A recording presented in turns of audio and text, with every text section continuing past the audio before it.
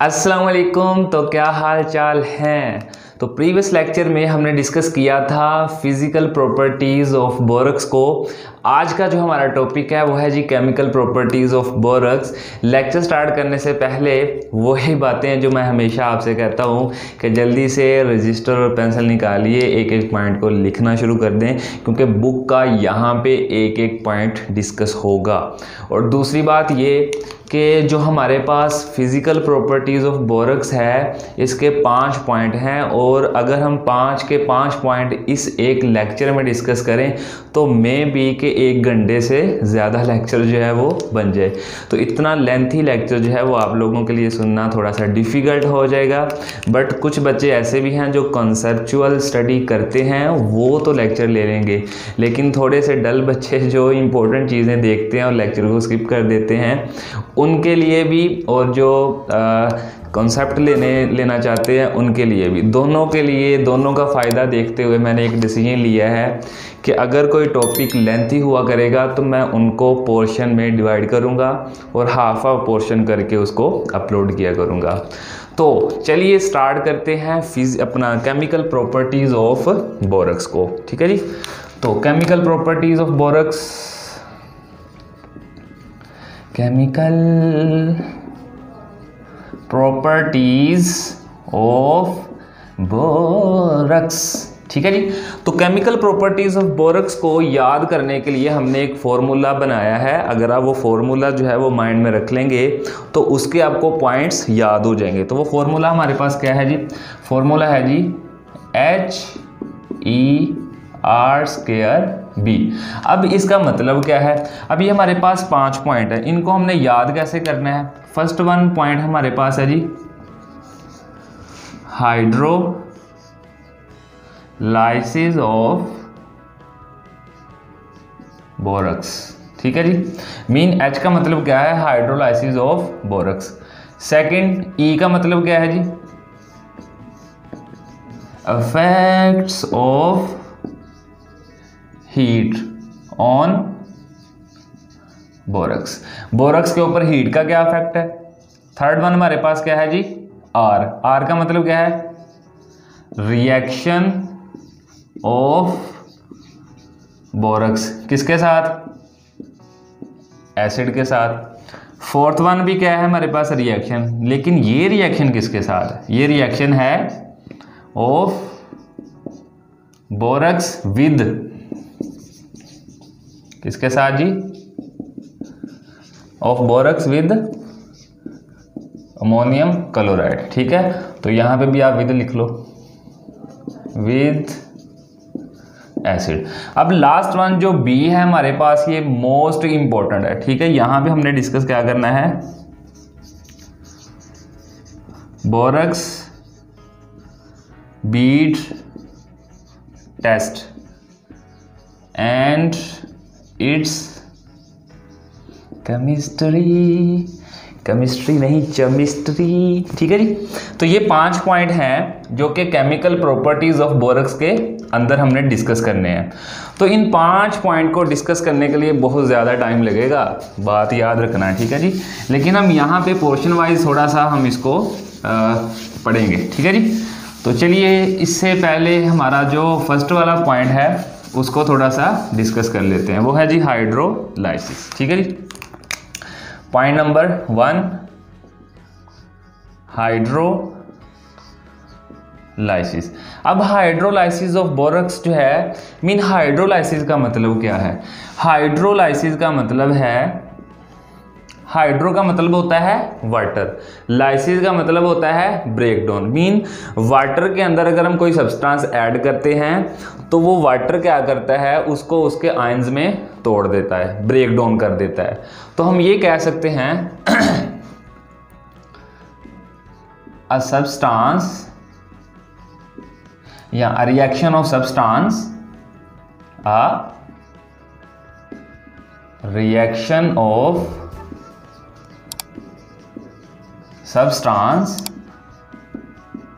with water and it's ions. ठीक है जी, मतलब किसी भी सब्सटेंस का जो रिएक्शन है वाटर के साथ या उसके आयंस के साथ क्या कहलाता है, हाइड्रोलाइसिस। लेकिन इसका जो मेन मीनिंग हाइड्रो का है वो है वाटर, लाइसिस का मतलब है ब्रेक डाउन होना। मीन कोई भी सब्सटेंस अगर हम वाटर के अंदर पुट करें तो उसकी लाइसिस हो जाती है, तोड़ फोड़ हो जाती है। तो इसी फिनोमेना को हम कहते हैं हाइड्रोलाइसिस। मीन सपोज करें आपने शुगर ली, उसको पानी में मिक्स किया तो क्या होगा, ब्रेक डाउन होगी, सॉल्यूशन बन जाएगा। आपने साल्ट लिया, टेबल साल्ट, ठीक है, NaCl, उसको आपने वाटर में ऐड किया, उसकी ब्रेक डाउन होगी, वो डिजोल्व हो जाएगा। तो इसी फिनोमेना को हम क्या कहते हैं, हाइड्रोलाइसिस। अब बोरक्स की हाइड्रोलाइसिस कैसे होती है, ठीक है जी। तो यहाँ पे देखें कि हमारे पास क्या है जी, बोरक्स Na2B4O7, ठीक है। इसकी हाइड्रोलाइसिस कैसे होनी है, यहाँ पे हमने इक्वेशन को बैलेंस करने के लिए लिए हैं जी 7 वाटर मॉलिक्यूल, ठीक है। तो जब इसकी हाइड्रोलाइसिस होनी है तो हमारे पास क्या बनना है जी,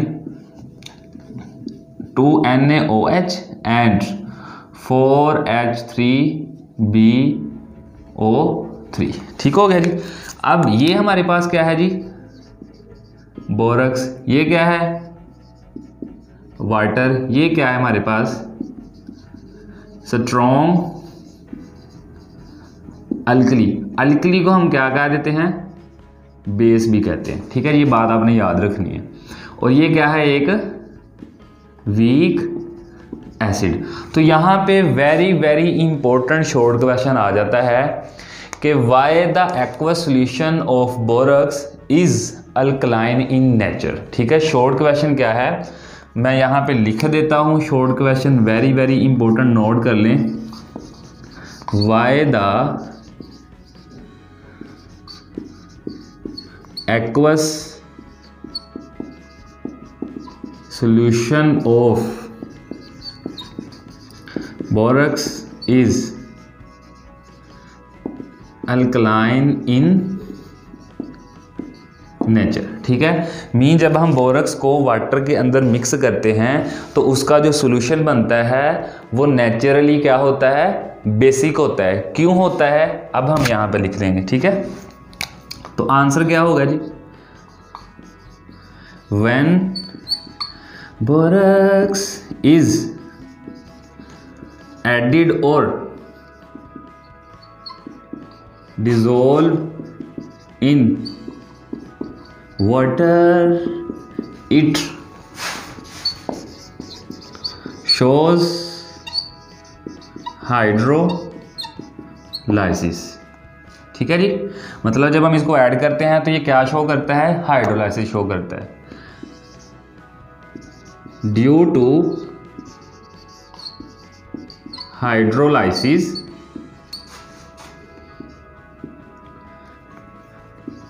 a strong alkali, strong alkali क्या है जी, यहां पे लिख देता हूं NaOH and a weak acid. कौन सा एसिड, बोरिक एसिड, ठीक है जी, वो वाला। अ वीक एसिड इज फॉर्म्ड, यहाँ प्रोड्यूस भी लिख सकते हो, ठीक है। तो मेन रीजन क्या है जी, due to the formation of strong alkali the aqueous solution of borax is alkaline। Alkaline को आप बेस भी कह देते हो, बेसिक इन नेचर, ठीक है जी। तो यहाँ पे बहुत ज़्यादा इंपॉर्टेंट शॉर्ट क्वेश्चन जो है वो आपका सोल्व हुआ है। पहले पॉइंट में हाइड्रोलाइसिस वाले टॉपिक में। तो जब भी हम बोरक्स को वाटर के अंदर डिज़ोल्व करते हैं तो ये हाइड्रोलाइसिस शो करता है। जब हाइड्रोलाइसिस होती है तो एक strong alkali mean strong base बनती है और एक वीक एसिड बनता है। तो due to the formation of this strong alkali the aqueous solution of borax is alkaline in nature. कैसे पता चला कि ये बेसिक है? It turns red litmus to blue, क्योंकि जो बेसिक सॉल्यूशन की नेचर होती है वो लिटमस को क्या करता है, रेड लिटमस को किस में कन्वर्ट कर देता है, ब्लू में। ठीक है, तो जिससे हमें पता चल जाता है कि जो सॉल्यूशन की नेचर है वो एसिडिक है या बेसिक है। अगर तो ब्लू में कन्वर्ट हो तो सॉल्यूशन बेसिक होगा, अगर लिटमस रेड में कन्वर्ट हो तो सॉल्यूशन एसिडिक होगा। तो यहाँ पे पहला बहुत ही इंपॉर्टेंट शॉर्ट क्वेश्चन आपका हल हुआ है। अब हम यहाँ पे देखते हैं कि इसकी आयोनाइजेशन मीन हाइड्रोलाइसिस हुई किस तरह। ठीक है, इसकी जो है आयोनाइजेशन भी हम कह सकते हैं, हाइड्रोलाइसिस भी हम कह सकते हैं कि ये कैसे हुई है। तो हम ये देख लेते हैं। तो यहाँ पे मैं लिख देता हूँ आयोनाइजेशन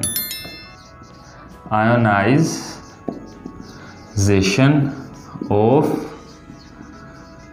बोरक्स मीन ये बोरक्स की जो आयोनाइजेशन है ये हुई कैसे।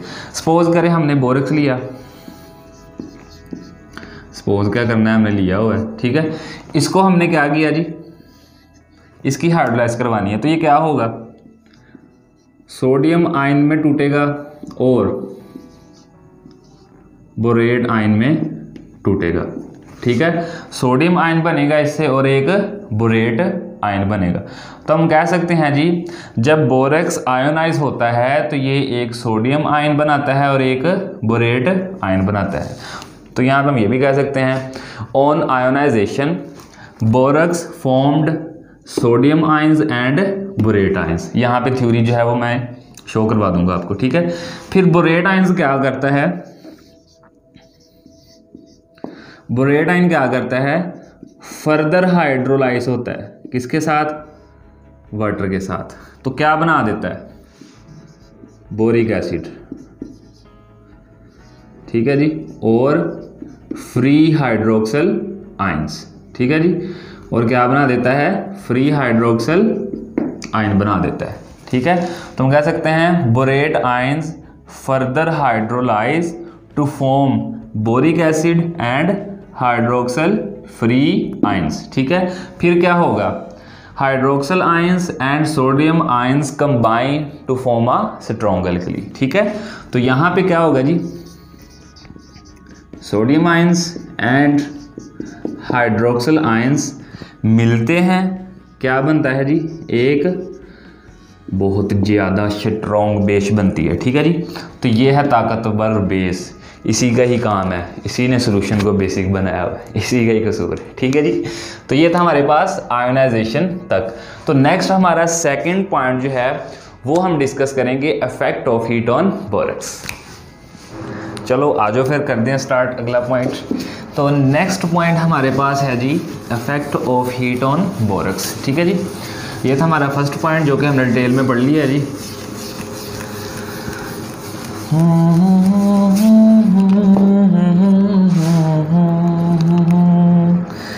तो नेक्स्ट पॉइंट है जी हमारे पास point number 2, effect of heat on borax. ठीक है जी, बोरक्स के ऊपर हीट का क्या इफेक्ट है। अगर हम बोरक्स लें ना और बोरक्स को अगर हम थोड़ा सा हीट करें तो ये स्वेल अप हो जाता है। क्या हो जाता है, स्वेल अप हो जाता है। स्वेल अप क्यों होता है, due to expulsion of water mean इसमें से क्या होता है, वाटर का इखराज होता है। ठीक है, तो ये वाइट कलर के पॉट्स बन जाते हैं। ठीक है, और अगर हम इसको मज़ीद हीट करें, मज़ीद कितना, अबाउट 740 डिग्री। ठीक है, तो ये क्या हो जाता है, ये ग्लासी बीड बना देता है। Glassy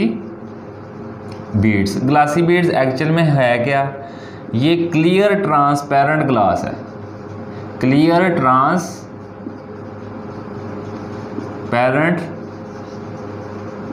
glass. ठीक है जी। तो अगर हम यहाँ पे लिखें इसको तो हम कैसे लिख सकते हैं, तो हम यहाँ पे कह सकते हैं when borax is heated it swell up. ठीक है, it swell up into a white porous mass. White pore mass क्यों बनता है? Due to the expulsion mean losses of water. Mean जब वाटर खराज होता है तब क्या बनता है, ये स्वेल अप हो जाता है और वाइट कलर के पॉट्स बना देता है। On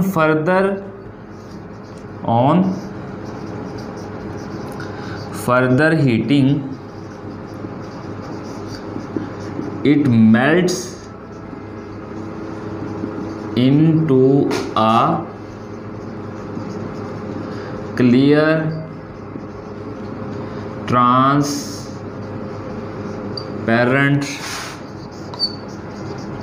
glass. ठीक है, तो जब ये फर्दर इसको हम हीट करते हैं तो ये मेल्ट हो जाता है और ये क्लियर ट्रांसपेरेंट ग्लास बना देता है। ठीक है, अब ये जो ग्लासी बीड्स है ना, ये वाइट कलर के दाने होते हैं। ठीक है, वाइट कलर के होते हैं। हम इसको कलर भी दे सकते हैं। कलर कैसे दे सकते हैं? Which dissolve many metallic oxide to form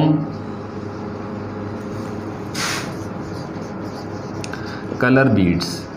ठीक है, हम बहुत सारे मेटालिक ऑक्साइड जो हैं हम इसमें ऐड करते हैं और जो हमें रिक्वायर्ड कलर होता है वो हम ले लेते हैं। सपोज करें यहाँ पे हमने एक जो है वो ग्लासी बीड बना ली है। ठीक है, और इसमें जो इसके दाने हैं वो वाइट कलर के हैं।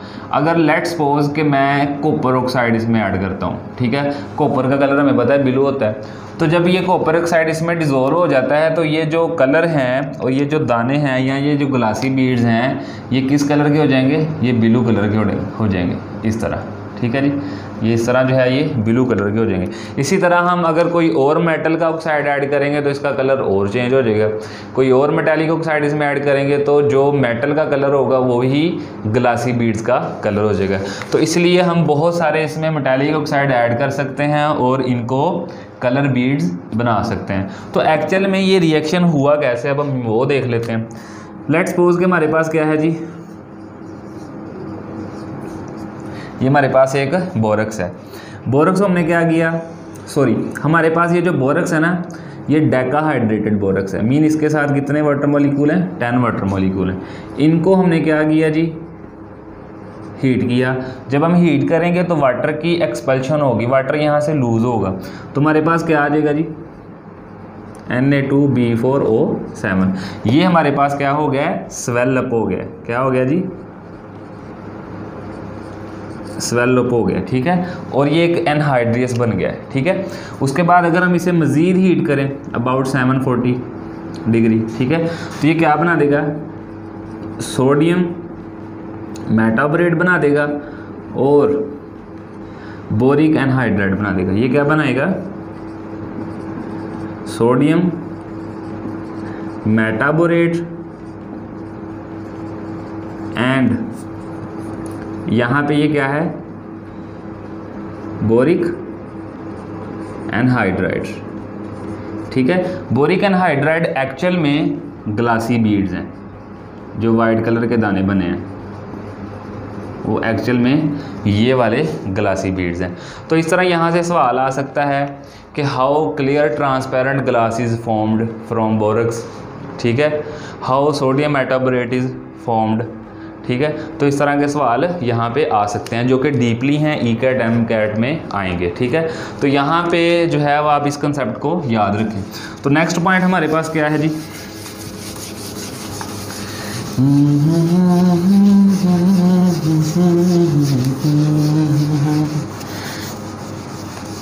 नेक्स्ट पॉइंट हमारे पास है जी 2R, ठीक है। उसमें से जो फर्स्ट R है वो है रिएक्शन ऑफ बोरक्स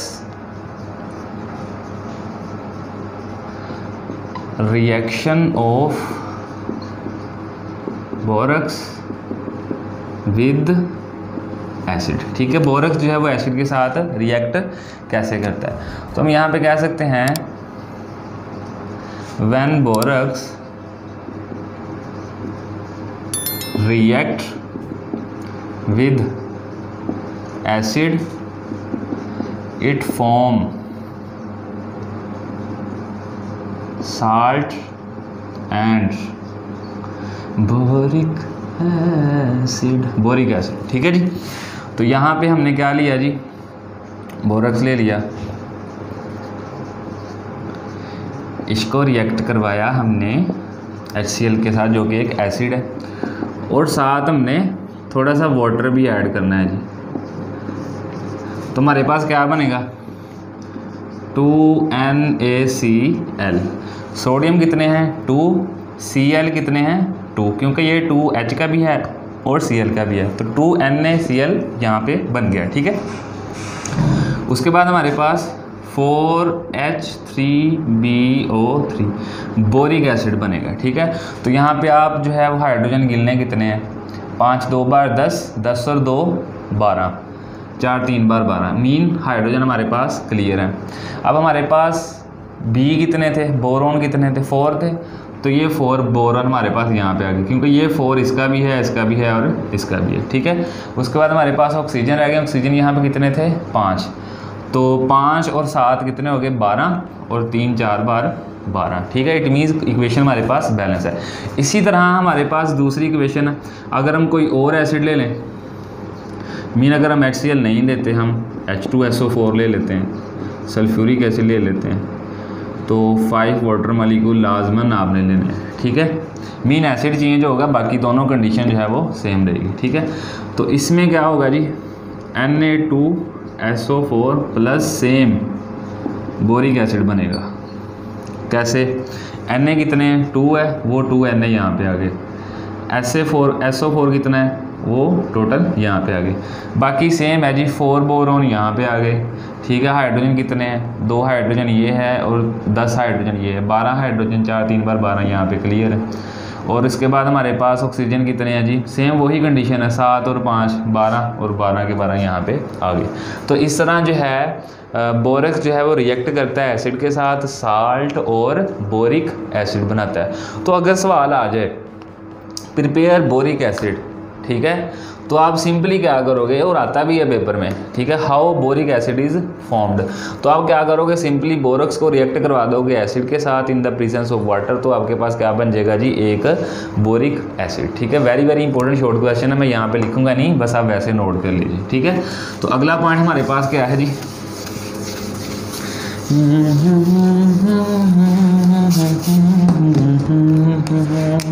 तो पॉइंट नंबर 4 हमारे पास है जी reaction of borax with ammonium chloride, ठीक है। तो यहाँ पे बहुत ही इंपॉर्टेंट शॉर्ट सवाल है जी, मैं लिख देता हूँ, how boron nitride is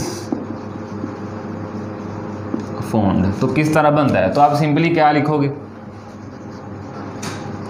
when borax react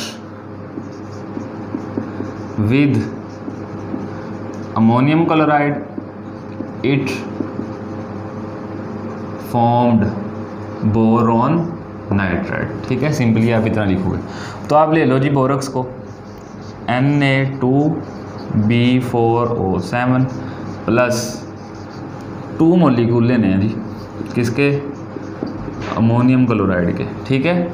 तो क्या होगा, पहले तो Na2 यहाँ पे है, Cl जो यहाँ पे है, ठीक है, तो क्या बन जाएगा 2NaCl सिंपली, ठीक है। बोरॉन यहाँ पे 4 एटम है, 2 यहाँ पे आ जाएंगे 2Bn, ठीक हो गया, मीन 2 यहाँ पे आ गए, 2 बाकी रह गए, वो क्या बन जाएगा बोरिक एनहाइड्राइड, ठीक है। और प्लस 4 वाटर मॉलिक्यूल। अब हम इक्वेशन को बैलेंस करते हैं। Na2 थे, Na2 यहाँ पे आ गए, Cl2 थे, Cl2 यहाँ पे आ गए, ठीक है। अब B कितने थे, 4 थे, 2 यहाँ पे आ गए और 2 यहाँ पे आ गए, ठीक है। इसी तरह ऑक्सीजन कितने थे, 7 थे, 3 ऑक्सीजन यहाँ पे आ गए, 4 ऑक्सीजन यहाँ पे आ गए। हाइड्रोजन कितने थे, 4 2 बार 8, 4 2 बार 8। मीन इक्वेशन हमारी बैलेंस है। Very very important short question है यहाँ पे कि how boron nitride is formed, paper में आता है अक्सर, इसे भी नोट कर लें, ठीक है। अभी तक हमारे 3-4 शॉर्ट क्वेश्चन जो है वो भी हमने देख लिए हैं। तो नेक्स्ट हमारे पास जो टॉपिक है वो है जी, हाँ जी बताएं, एंड वाला भी क्या था, borax beads test and its chemistry.